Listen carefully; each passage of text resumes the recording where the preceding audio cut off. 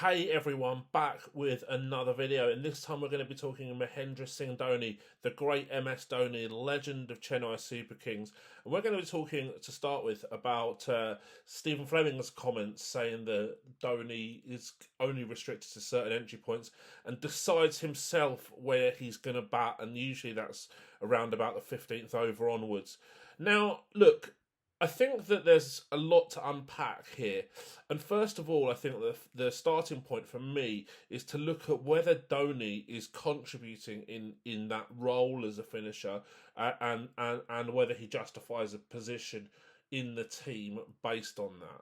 So I went through all of the death hitting numbers, so last 5 overs in the IPL for current IPL players, across this season, 2025 season, and last season, 2024 season combined. Now, actually, MS Dhoni stacks up pretty well out of any batter who's faced 40 or more balls in the last 5 overs across that time period. He strikes at just under 203, which is really, really impressive numbers, and has scored almost as many sixes as fours. So his 4-to-6 ratio is really, really good. And scores 1 in 3 balls go to the boundary, which ranks him top 5 out of all players in this entire sample size. 10th in the last 5 overs for strike rate, and 5th for boundary percentage. Now, I think where we can also talk about MS Dhoni and his value is we can look at the 9 players who are above him in terms of death strike rate, and every single one of them. So I'll name them right here: Tristan Stubbs, Shashank Singh, Rishabh Pant, Heinrich Klaasen, Ashutosh Sharma, Shreyas Iyer, Abdul Samad, Andre Russell, and Liam Livingston. All of them cost more than 4 crore auction or via retention, and that's MS Dhoni's cost. Now, when you throw in the fact that MS Dhoni still, even though he's not CSK captain, is an excellent tactician, and I've heard that firsthand from players who have worked with him, who I know, and also the fact that he still wicket keeps for 20 overs as well, I would suggest that actually when you're looking at market value for players and you're disregarding a player's age, MS Dhoni at 4 crore is not expensive at all, compared to the players who are similarly rated in terms of that death hitting strike rate.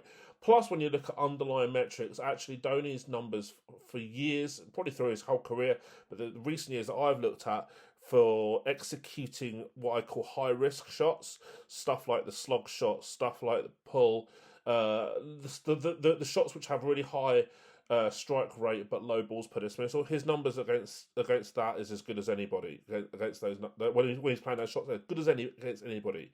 So my thoughts are that actually it's not a major issue. And actually, when you look at Rajasthan Royals and you see Shimron Hetmyer at 11 crore as an overseas player who doesn't keep and has a similar entry point, actually Dhoni at 4 crore as a domestic player who does keep with that similar entry point, and has better numbers as a finisher as well. Let's not forget that.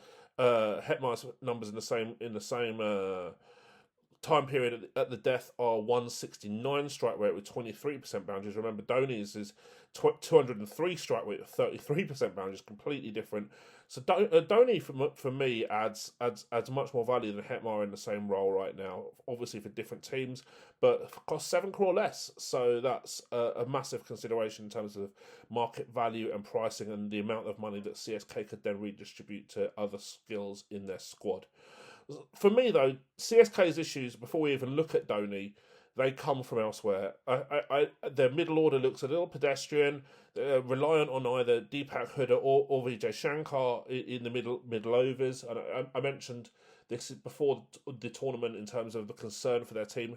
Have they got the ability to consistently post or chase 200 plus? It's certainly looking dubious. And they've also got the issues with Ashwin and Jadeja. Whilst they add batting depth, perhaps they lack death hitting a little bit as well, which also contributes to the difficulty in scoring big totals and putting more pressure on Dhoni as well. However, on the flip side, there's people who argue, and perhaps rightly so, that should a player be able to dictate their own role in the team, and does it undermine their coach, Stephen Fleming? That's definitely a fair point of view that I think a lot of people justified in thinking.